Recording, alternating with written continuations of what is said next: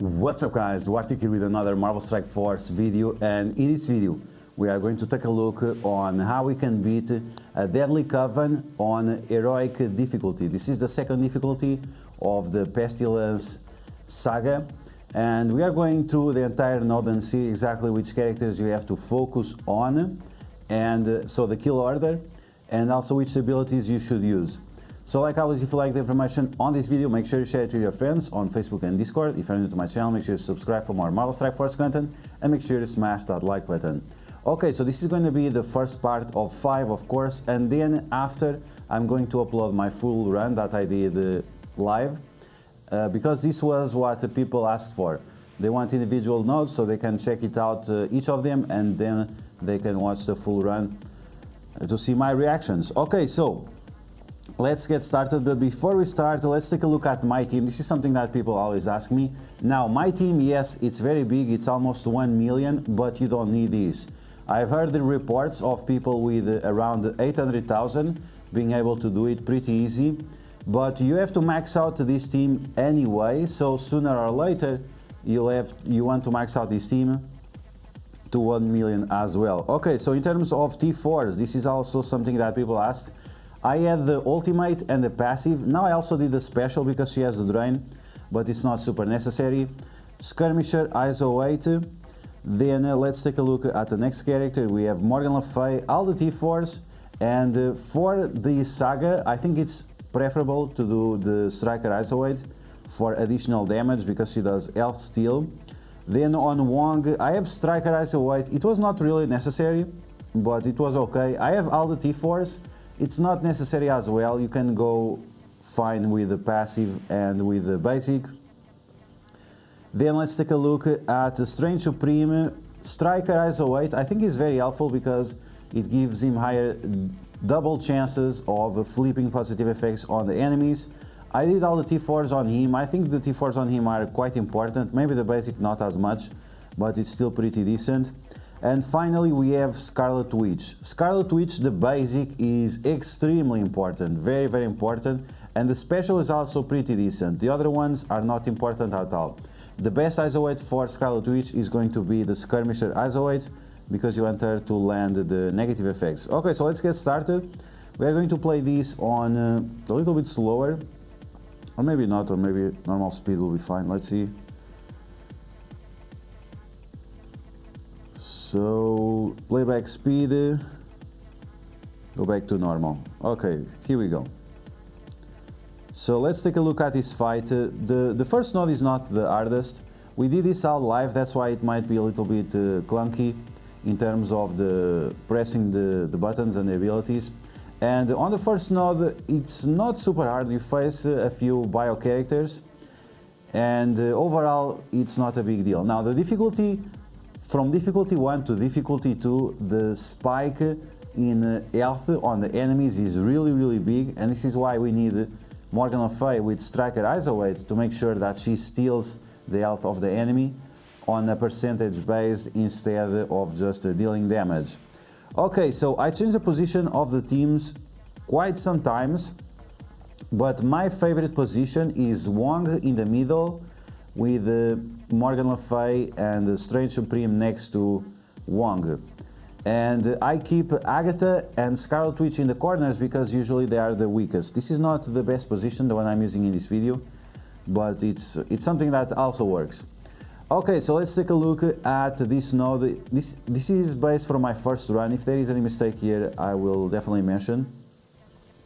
Okay, so the priority targets here are going to be Phyla-Vell and Dazzler. Dazzler is extremely important, so we want to focus on Phantom X, and that will turn rewind Dazzler and also Phyla-Vell. So we are going to turn rewind Phyla-Vell once again, and Dazzler for now we don't have to worry about her because she's ability block. So we are going to stun Phyla-Vell, and now we are just going to see what happens. We need to clear those negative effects from ourselves. Heal block on this team is quite annoying. They don't have many ways of healing themselves. They have a few, but the main one is drain, and if you have heal block, you will not be able to do the drain. Okay, so now we are done with Phyla-Vell.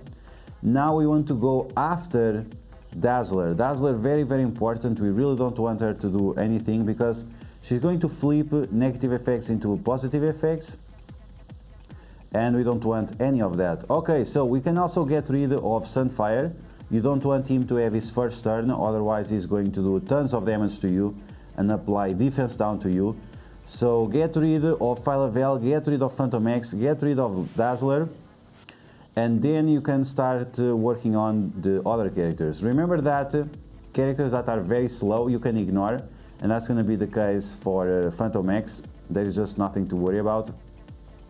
And the same goes for Black Bolt. Yes, it's annoying Black Bolt over there, but if your characters don't go low enough, that's not usually a problem. Okay, so Scarlet Spider doing some big damage, now Spider-Punk doing some big damage as well. So you can see the problem of Black Bolt is just that he's staying there, but beyond that is not a big deal. So now it's Strange Supreme, we slap everyone. Even with the Striker Isolate, he does very big damage, and he still does a lot of crits. That's why the Raider Isolate, it's good, but it's not like necessary. It's not super increasing the damage output. Okay, so now we have all these heal blocks, we have all these negative effects, so we are going to apply defense up and deflects with a special of Scarlet Witch. I went there after Black Bolt, but it was 100% unnecessary, especially because we had all those buffs. So you should go for Cloak and you should go for Dagger. If you can finish one of them, it will completely nerf the other, and it also stops tons of negative effects to be applied to your team.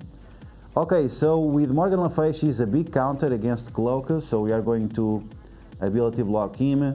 We are going to stun Dagger because we don't want her to heal, and we don't want her to have her second turn where she is a lot more deadly.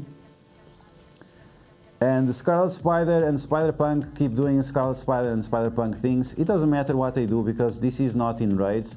And in raids they are quite deadly as enemies, but here most of their abilities are turned off, so we don't have anything to worry about. So we are going to finish off this Dagger. And now we can go after Spider-Punk, we can go after Scarlet Spider. It's not very relevant what we do now. Okay, so now on this third wave, once again we are going after Phyla-Vell.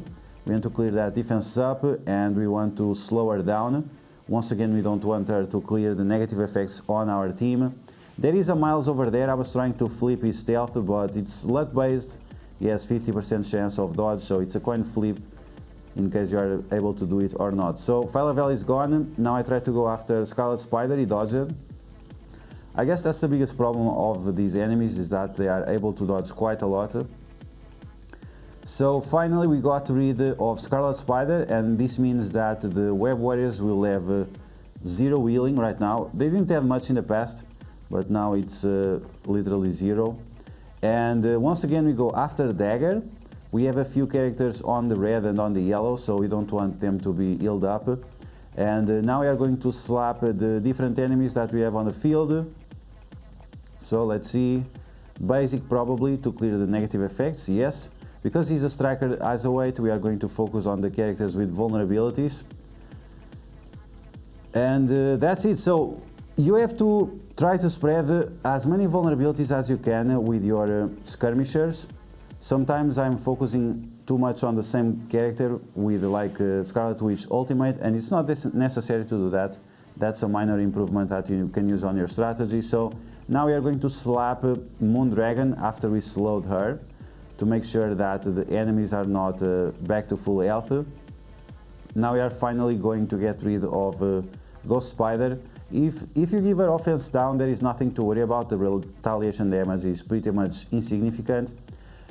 And that's it. So Dagger is gone, and now we have Black Bolt and Cull Obsidian. None of these characters are scary by any means. Still, let's play safe, let's apply Deflect and Defense Up to make sure that Black Bolt doesn't do anything funny. Okay, so that was the first stage of the Saga for Pestilence.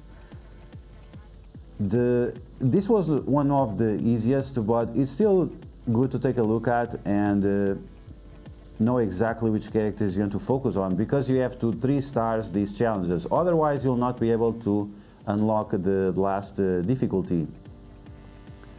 Okay, so there we go, 3 stars.